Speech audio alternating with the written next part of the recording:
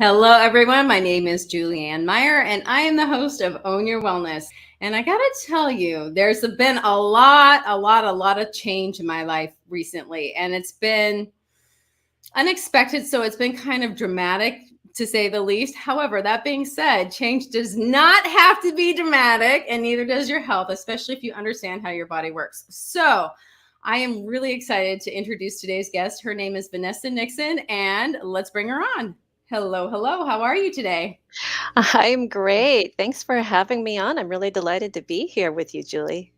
I'm excited that you're here because, when we were talking privately before the show, I was saying about how women don't even really know about their bodies. And, we learn all these things that we don't really use, but something like understanding the place where you live, in your body is really helpful. So I would love for you to share a bit about yourself and your own wellness journey.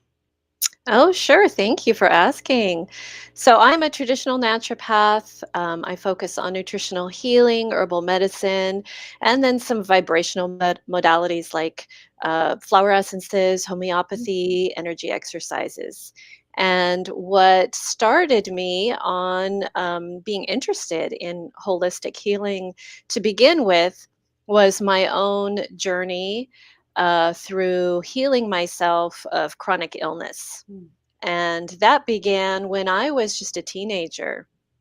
I was one of those kids who grew up eating junk food, eating, processed, packaged foods and snack foods all the time that were filled with preservatives and Mhm. artificial colors and flavors, and really is not even food. It's food-like substances. I always say that. Sorry. Anyway. Exactly, exactly. And so I ended up in my teens being one of those kids who always found themselves catching every cold and flu that came around. And by the time I was about 15 or 16 years old, every cold would go down deeply into my chest and turn into bronchitis.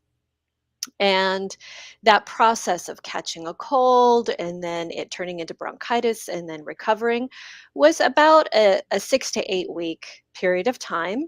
Mhm. And this was happening 4 to 6 times a year. So if you do the math, you can see that I was basically sick all the time. Mhm. And that continued for years, up into my early 20s. And my mother was a nurse. And so we were pretty deeply entrenched into the conventional medical model. And every time I was sick, I was prescribed antibiotics. Mhm. And by the time I was in my 20s, I was prescribed daily antibiotics that I was just on consistently for a couple of years. And so, of course, that totally decimated my gut flora and my immune system. And so it was just kind of a downward spiral for me. And my health was getting worse and worse. It was really affecting my uh, ability to function on a daily basis, to go to school, to go to work, to keep up with my friendships and relationships. Mhm. I was just sick and tired all the time. And then in my early 20s, one day, a friend of mine noticed that I was taking antibiotics every day. And he asked me a question that nobody had ever asked me before. And that was, is it helping? Such a simple question. Such a simple question. But I had never been asked that, and I had never asked myself. And so it made me stop Mhm. for the first time and think about, well, is it helping? And Mhm. it wasn't. Yeah. And once I stopped to ask myself that question, then that just brought on a deluge of other questions like, well, if this isn't helping, then is there something else that would help? And if there is something else, could it be? And these were things that I had never thought about because I was just doing what I was told. Mhm. This was the way you're supposed to treat yourself. You're just supposed to listen to your healthcare practitioner, do what they say, and that's it. And so the idea that I could actually take some ownership over my own health and Mm-hmm. start asking these questions and finding out these answers on my own, that was all new to me, and it was just kind of like my my brain just burst open. It was mind opening for me, and um, so my friend said, "Well, when I get sick, I go to see an herbalist, and I'd be happy to introduce you if you'd like." So sure enough, in a week or so, I was sick again. I went to see this herbalist. She gave me an herbal formula for respiratory Mm-hmm. illnesses, and I was better, completely better in 2 weeks. Wow. This was mind-blowing for me. I was astonished. I had never, gone through that process in 2 weeks before, and so I that hooked me. I just wanted to know everything there was to know about herbal medicine, and then that led me into studying nutrition and then other modalities, and then finally getting my degree as a traditional naturopath. That's amazing. Now, this is not a question that's, I don't know, it's just out of curiosity, but how did your mom feel about you taking this road? She was very, very skeptical. As an adult, she definitely supported my choices, my own choices, but she was very, very skeptical. However, she couldn't help seeing the results. She Mhm. couldn't help seeing that I was so much healthier than I was before. And as I ventured further and further along this path of alternative health, uh, she always remained very skeptical of each step. But then when she saw the results, she had to admit that, okay, there must be something to that. And now she's in her early to mid 80s. And she will often say, "Hey, I'm having such and such going on. Is there, what should I be doing? Or is there anything you can recommend?" And so it's nice to see, even though that she definitely still prefers conventional medicine, that she's open to other alternatives. And I personally love that we have a wide variety of options to choose from. I Mhm. think that conventional medicine has its place and it's very good Mhm. at certain things. But I really, really have experienced how incredible natural modalities can be for so many different situations, and so many different illnesses and conditions. Absolutely. And something that's almost like nails on a chalkboard for me is this idea of conventional medicine versus, like being a naturopath. To me, that's more normal than, Western medicine because it's been around so much longer. But we have such a different view of how it should look in our country that, Mhm. it's kind of, it can be frustrating for somebody like me who's lived all over the world and seen how it could possibly be. I have a Mhm. different perspective, and so I'm thankful for people like you. Oh, well, thank you. And I totally understand where you're coming from there. I think as human beings, we just have a tendency to be short-sighted. We think in terms of our lifespan, Hmm. and so conventional medicine has been around our entire lifespan. So we think, okay, that's the norm. But when we do go back in history, we can see that, herbal medicine, for example, has been around since the beginning of human history. And it's been recorded. f- for over 5,000 years, we have written documentation. And so when we put 5,000 years Hmm. against just over 100 years of Hmm. conventional Western medicine, you can see there's just a vast body of knowledge out there, and such a record of history and efficacy with natural modalities. And it's not to say that, again, that conventional medicine doesn't work, because for what it does well. Hmm. But there's so many things that it just is not the most appropriate. I'm with you 100%. And on this show in particular, because I say that a lot, it does have its place. And if I were to say get cancer, I can't say for sure I wouldn't try chemo. I don't think I would, but I'm also not in that position. But it's kind of like if I have a broken bone, I'm gonna go see a doctor and have him set it for me for sure. Right. Exactly. Yes, for really severe acute conditions, yes, go to the ER, go to the Yeah, doctor. exactly, exactly. And sometimes, like I have so many family members, for example, that have done the combination of the two. There's the do maybe some Western medicine, and then my cousin, who's also a naturopath, prescribes this regimen of food and herbs and Mm, this other natural modalities like you. And it's like, okay, that works because they're still around and they're thriving instead of just trying to make it through the day. So love mhm. what you do. Um, so you do have a specialty. I I'm curious. do. Yeah, I'd love to get into that some more because, you know, women, we don't really know our bodies. We don't really understand how it works, how we work, what is. And once again, it's kind of like we're told things have to be a certain way or that this is, how it is. Just because something's normal doesn't mean that it's the best. So, and it doesn't even have to be, or I should say, just because it's common doesn't mean it's normal. That's a better way to Mm, put it. So, right. anyway, I'd love for you to share more about what you do.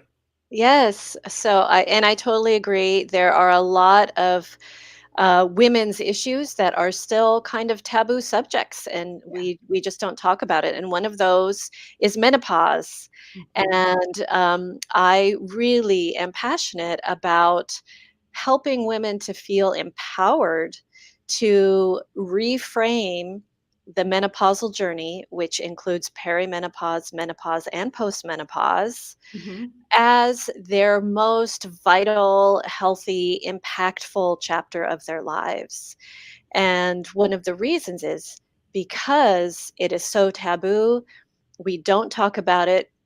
Women often don't really even understand what menopause is, or if they're in it, or if they're about to be in it, or if they're Mhm. done with it. They don't understand the terminology, and they don't have the support because we don't talk about it. We don't sit around with our friends or communities, healthcare practitioners. We don't talk about what does it look like in Mhm. menopause. What does a healthy menopausal journey look like? What are some of the things that might come up, and how can you prepare for it, and what can you do when you're in it, and what are the things that you want to be thinking about for the rest of your life, Mhm. f- because there perimenopause can last up to 10 years or so.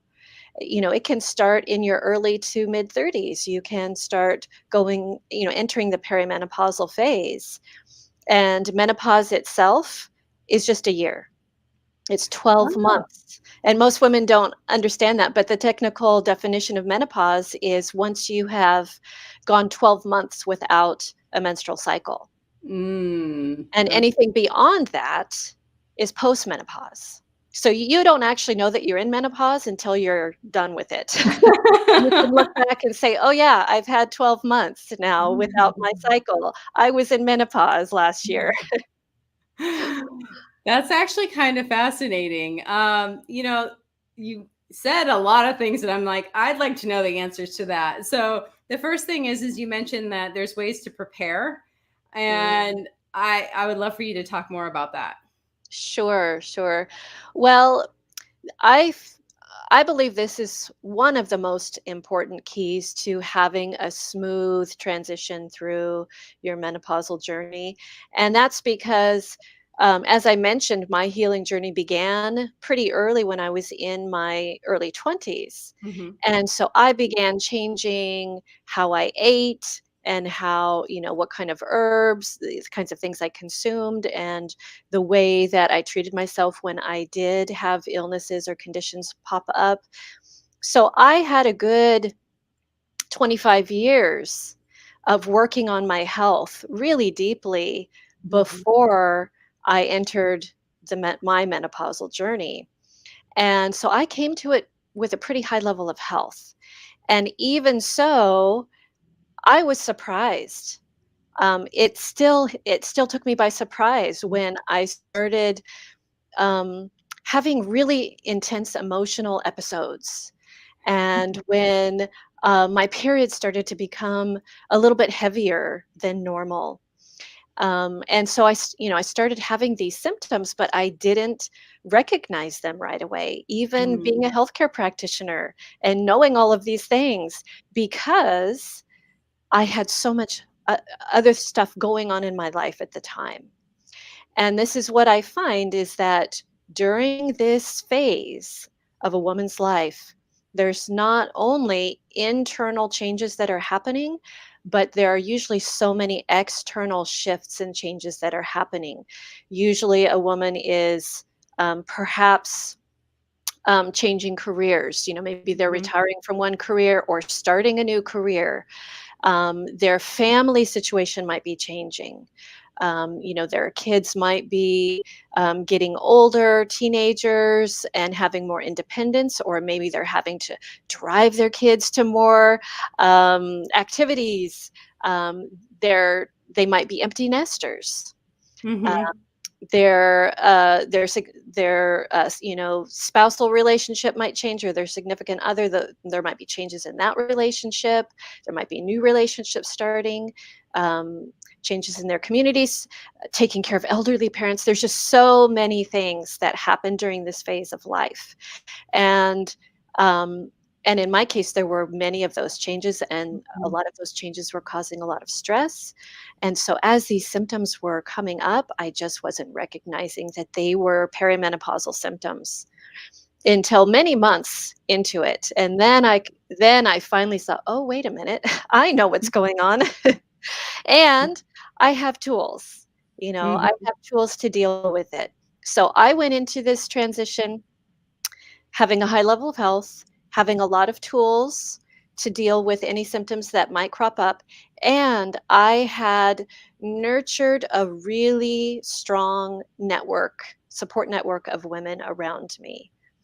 And so those three things allowed me to have a fairly smooth transition through perimenopause and through menopause. And now I'm in my postmenopausal phase. And what I see happening with a lot of women is they're not coming into perimenopause with a high level of health. They mhm. haven't already addressed a lot of their health issues, or they've addressed a few of them, but not all of them. Yeah. And suddenly all of these stressors are coming in, and so they feel like they don't have the time or the energy to look at their health. And let's face it, as women, we often put ourselves last. We focus on others, we focus on our family, our children, our significant others, our friends, um, and the we put ourselves last on the list. So that's really key in preparing for your menopausal journey, is to start putting yourself first. And I know that we hear this all the time. It's nothing new, but it is, I believe, the most important thing. And there are a lot of ways that we can do this, but and we've heard, you have to keep your cup full. You can't give from Mhm, an empty cup. But I like to take it a step further and say, well, it's great if you have a full cup, but if you pour out of that cup, it empties. exactly. So I like to reframe it as, have an overflowing cup. And Mhm, that overflow is what you nurture everybody else with. But if you keep your cup overflowing all the time, you always have a full cup for yourself. mm, And just nurture everybody else from what overflows from that cup. And so that's the first thing, is to put yourself first, keep your cup overflowing, and then make sure you have support. Make sure mhm, you have a really strong network of support, whether that's family and friends, whether it's healthcare providers, whether it's coaches, whatever support you resonate with, whatever support you really feel like you need, make sure that you have that in place, because things will come up. Mhm. Even if you have a really easy journey, things will come up, and if you already have that support in place, it's really easy to address it right away and kinda nip it in the bud. That's amazing. I like the idea too of, picking a support team that resonates with you. It doesn't have to be a certain way. So, like, if you're not interested in talking with so and so, then you don't have to. But, Exactly. I don't care who you are, you should have a support system. I mean, it doesn't matter even. I mean, this is such a unique experience and time of life. It's wonderful when you have somebody, or people, I should say, that you can go to that maybe will either understand what you're going through or have answers for you, or can just walk the journey with you in some way. So I think that's absolutely amazing. Mhm. So I have a quick question. What are your thoughts on hormone replacement, things like progesterone and all that? Well, I think that, it can be a great option for some women, and I'm glad that the option is out there. That's not generally what I suggest for women. I Mhm. think that's more of kind of a last resort option because there are so many other things that you can do that are really natural options that support your body in helping it heal itself. And one of the reasons that I kind of reserve hormone replacement as a last resort option is that um, when when you look to nature to see, okay, how does nature deal with this issue? Mhm. Nature doesn't put more hormones back in your body when the normal course of your life Mhm. is that your hormones are supposed to decline. And I really feel that when we as human beings think that we know better than nature, that's where we get into trouble. And that's when we start seeing these unintended effects. Mhm. Because nature has had, a really, really long time to hone these things in. And, we have higher levels of our reproductive hormones when we're in the reproductive phase of life. Mhm. That's why we have reproductive hormones to reproduce, if we so choose. But when that reproductive stage of our life is at its end, those hormones are supposed to decline because Mhm. we don't need them to be at that high level anymore. We're not reproducing children anymore. Mhm. So those hormones are naturally supposed to decline. The reason that we have symptoms is that if our body isn't completely supported in the way it's supposed to, in the way it Mhm. needs to be, we can have a lot of fluctuations in those hormones as they're declining, as this shift is occurring. And when our hormones are doing this, then we start feeling it. We start feeling Mhm. these symptoms. And what a lot of people don't understand about the whole issue of estrogen and progesterone in their decline and also their fluctuations is that they are minor hormones. Our reproductive hormones are minor hormones. Our major hormones are things like cortisol and insulin. Mhm. And when cortisol, especially, is out of alignment, when we have really high levels of cortisol, it has a trickle down effect on all the minor hormones.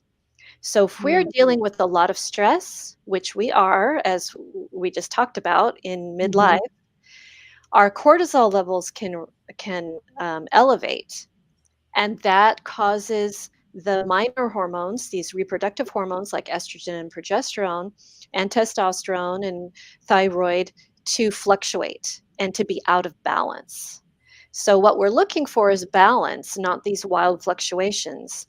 And cortisol is what can help us to balance them. Because when cortisol is balanced, then it allows all of the minor hormones underneath it to come into balance.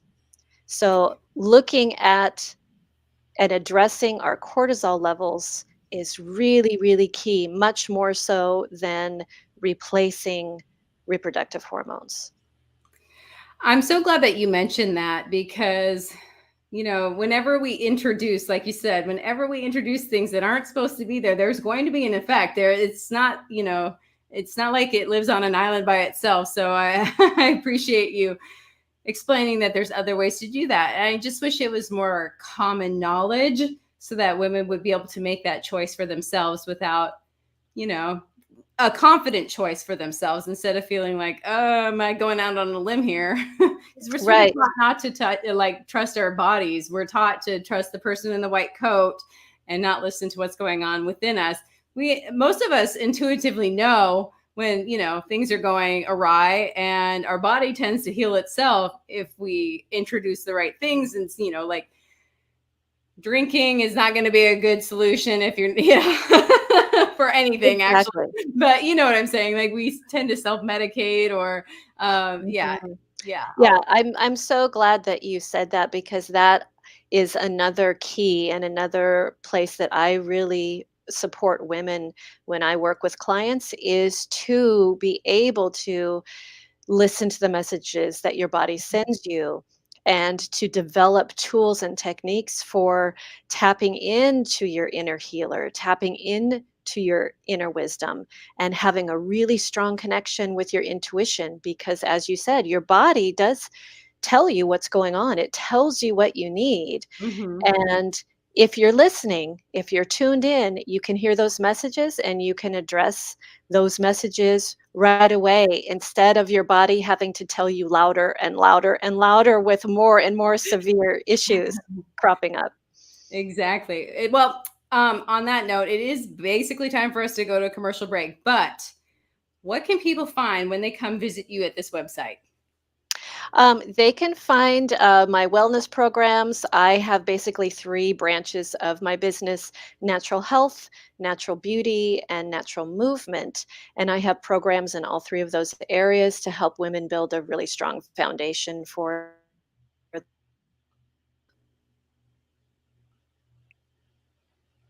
That's amazing.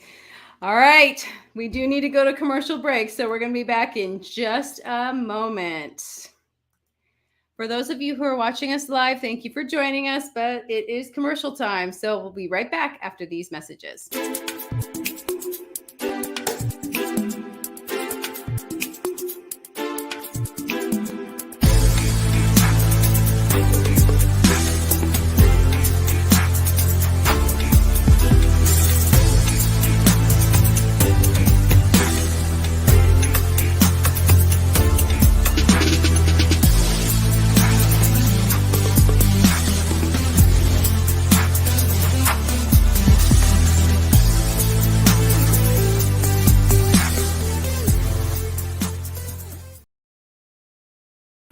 Are you someone who is struggling to move forward because you suffered a loss? Maybe you're even finding it difficult to complete the most basic tasks. Are you looking for a way to start enjoying life again without feeling guilty or the resistance to do so? Spiritual life coach Sarah Stockham saw a need for people who haven't learned how to grieve without putting their entire lives on pause. And so she created a program that solves this issue called Choosing Life Right Now.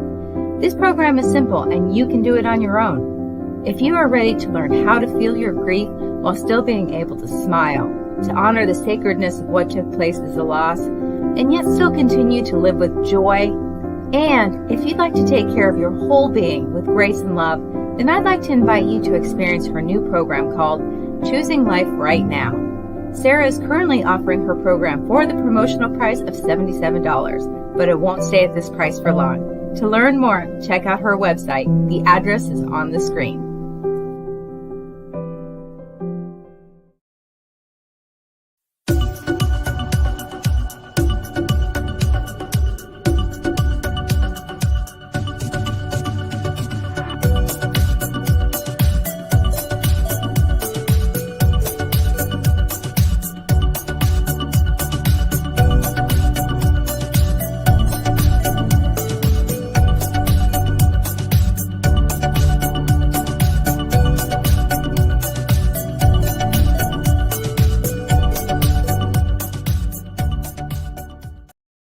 When drug or alcohol addiction take over, things begin to disappear. Your friends, your family, and eventually, you. Recommended by Dr. Phil, New Method Wellness can help get your life back with individualized treatment plans for dual diagnosis clients. New Method Wellness provides the most highly credentialed treatment in a safe and welcome environment. Call New Method Wellness for your free consultation and ask about our national accreditations. Together, we can put the pieces back together. Welcome back, everyone. If you're just joining us now, my name's Julianne Meyer, and I am the host of Own Your Wellness. And today's special guest, Vanessa Nixon. Let's bring her back on. Uh-oh. Why do I see? She's frozen into, there she is. We are having some internet issues today, I guess. Are you there? Oh, I can hear you for a second. Can you hear? I can. Oh, I did. Let's see here. I hope we're not. I hate this when this happens. Hold on. So here's what we're going to do. Can you hear me, Julie? There we are. Now we're back. For just a moment. Are you there? Okay. I can hear you and then you cut out again. I hate it when this happens. All right. So here's what. Are we still here? She is. I hear you. I see you. So what I'm thinking is we're going to go to one more commercial break, and then we'll figure out the internet stuff while we're doing that. So we'll be right back in just a moment, everyone.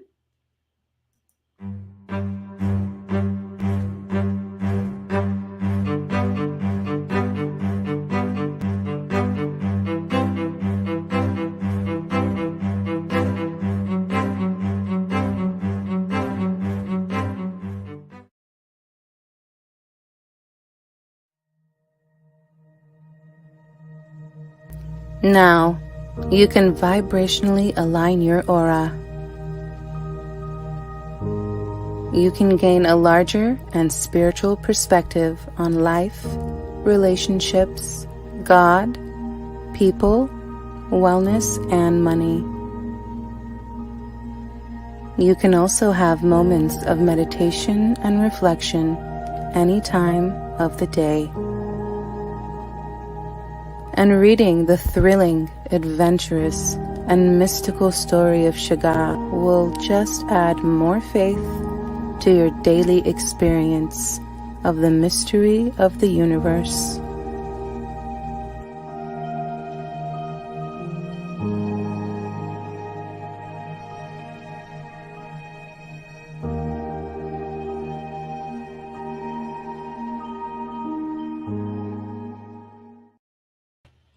We're going to try this again, everyone. Let's see how this works. Welcome back. All right. Can you see me now? I can see you. I can hear you. Everything. All right. Perfect. That's half the battle, right? Exactly. You just never know. I have this saying whenever things aren't going my way, and it's all is in divine order. I just remember that, and it's like, okay, I can just relax. It might not be what I want, but it all is in divine order. Right. I love that. I love it. So anyway, back to our conversation. We talked a little bit about, before we went to the break, about your different programs. So something that I'm curious about is like herbs. Is there like protocols, or is it individual to a person? And yeah, if you could speak more about that, I'd love it. Yes, absolutely. Yes, I love working with herbal medicine. It's one of my favorite modalities to use, and I use herbs with almost every client that I see because they can address so many different things. But they are very individual. I really love to be able to personalize each formula to the unique constitution of each woman that I work with. And there are some overall, categories of herbs that I tend to go to more so than others, like adaptogenic herbs or, more food-like herbs. to Mm-hmm. use in overnight infusions, herbs that have a really high mineral content, because our bodies are using up so many nutrients as we're going through these Mm-hmm. transitions. So there are some herbs that I go back to again and again and again, but I really like to be able to personalize them to each woman. And I think that that's amazing because we are bio individuals. So I can understand there being like a basic idea, but each body is different, and we all have our different needs and our different stresses and things like that. So I love that it's individual with you. That's amazing. It's individual, and also it's important to remember that even though herbs are really, really safe, especially Mm-hmm. compared to pharmaceutical medicine. Mm-hmm. You still have to know what you're doing. Yeah. Not every herb is for every person, Mm-hmm. and some herbs are meant to be used in very low dosages, and some herbs can be used just like food. When for instance, I use a lot of herbs like oat straw Oh. or stinging nettles, Mm-hmm. or dandelion or burdock. And these are all food-like herbs. They've been used Mm-hmm. as food for many, many centuries in various parts of the world. And so those are, herbs that in general almost anybody can use. And they all are just jam-packed with nutrients, vitamins, and minerals that our body is able to utilize because, as you said, we're bio organisms, and Mm-hmm. plants are biological, and so our bodies recognize these building blocks and are able to incorporate them and assimilate them really easily. Yeah, I like that so much better too. I just think about too, people and their vitamins, for example. Um, there, Mhm. and Yeah. obviously this isn't the same thing, but I just think it's funny because some people have some very expensive pee, and Absolutely. so like Absolutely.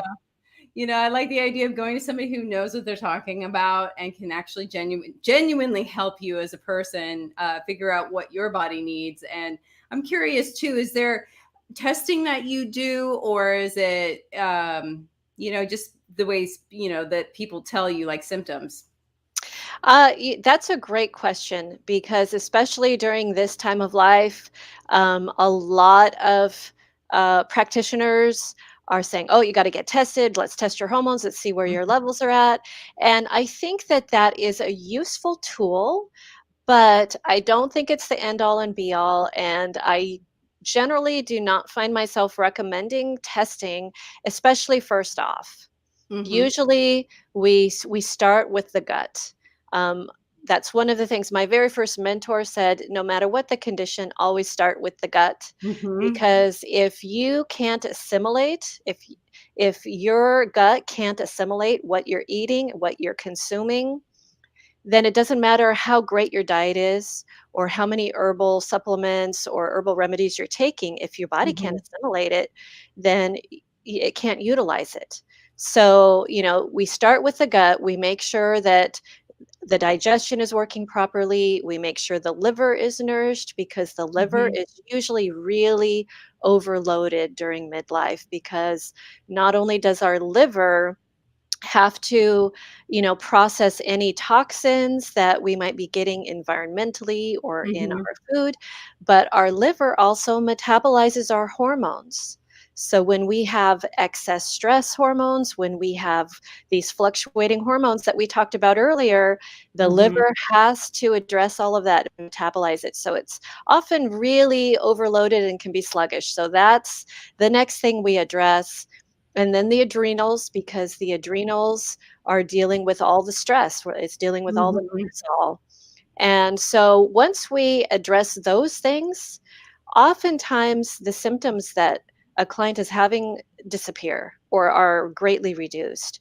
And so we know from that we have addressed those things, and we don't Mm-hmm. usually need additional testing. However, I can read tests in a really holistic manner, and, you know, see if the levels are in an optimal range, because the normal range is usually not the same as the optimal range. Amen. Thank you. That is my favorite, because okay, so a little bit about me. I donate plasma, so I happen to have discovered that my iron load is too high, and so it's at a toxic level. And every once in a while it bounces down to right at the top of the highest it should be. I'm like, you know what, that doesn't mean that that's optimal, and I still have the symptoms of, at least I found out, so that's good. But it's just kind of funny because I love that idea of optimal as opposed to, well, you're within the normal range, so you're fine and there's nothing we can do to help you. Right, right. And that's that often when women come to me, it's because they've had testing that shows they're in the normal range, but they Mm-hmm. still have symptoms and they don't Yeah. know what to do next. And so that's why it's really important to, number one, have support. Mm-hmm. And number two, to listen to the messages your body is sending you, because that is the key. If everybody else that you are seeing is saying, "Oh, I can't find anything wrong with you," or "Oh, you just have to live with it because you're in Mm-hmm. menopause now," um, you need additional support then, and you need to listen to the messages your body is sending you, because if you're still having symptoms, that means something needs to be addressed. Something is Mm-hmm. not in balance. And it's also important to remember that testing is focusing on a very physical level of your body, but you also have a mental layer, an emotional layer, and a spiritual layer. And to be able to address your health holistically, you need to be able to address all of those layers of who you are. And that's not going to come up on a test result. No, it won't. And I'm so I'm so glad you said that because, you know, that's my problem with Western medicine in general, is that it only looks at that physical aspect, but we're so much more than just, what's going on physically. I mean, those are the symptoms, but sometimes what's causing those symptoms isn't even a physical thing. So Mhm. I'm, Right. Right. yeah. Well, it's interesting that, finally, science is affirming that 90% of illnesses and conditions are traced back to stress. Exactly. And when we look for the root cause of stress, it often goes back to a mental or an emotional or a spiritual origin. Hmm. So, yes, almost all the time when we're dealing with anything in our physical bodies, we can Hmm. trace that back all the way through those layers to either an emotional or even a spiritual um, origin. Hmm. Exactly. And, something that you mentioned before about your body getting louder and louder, it's like it didn't necessarily have to get that far, but we Right. aren't taught to hear it. So, Right. And so that's why, one of the keys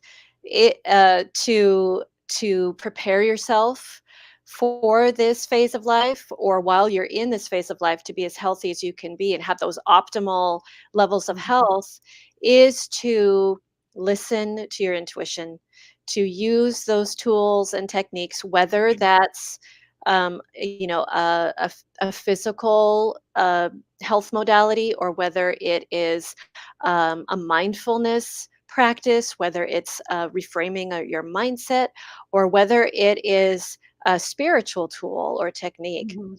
But use the tools that you resonate with, that work for you, to help you connect, to help you strengthen your connection to your inner wisdom and to your intuition, because that is your best um, your best tool, your best key, your very foundational step Mhm. to having a healthy menopausal journey. And I like that idea of it being healthy as opposed to something to dread or some sort of failure. I just, which has never made sense to me, but I guess it's just because we don't talk about it, it's like Well, it's some and weird taboo.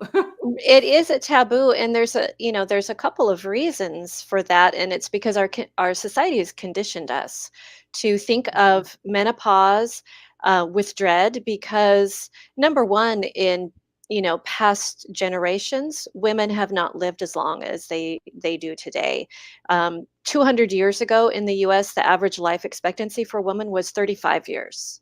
Oh, wow. So if you got to menopause, you were considered, you lived a pretty long life, and you could die now.